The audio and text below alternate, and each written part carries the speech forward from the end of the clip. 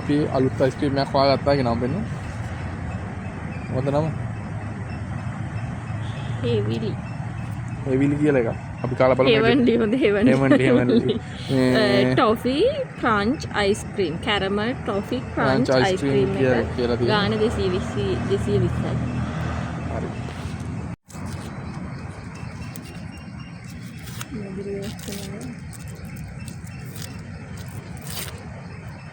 කැරි වැටුනවා. ඒක පොලේ ගා ගන්න අපිට පේපර් සර්ටිෆිකේට් එකක් ගන්න බැරුණා නේ. මේක අල්ලන්න.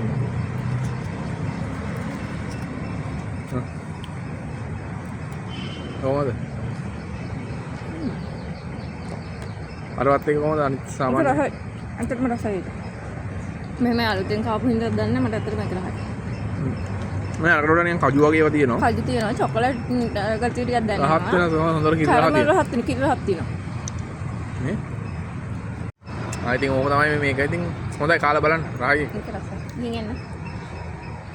මම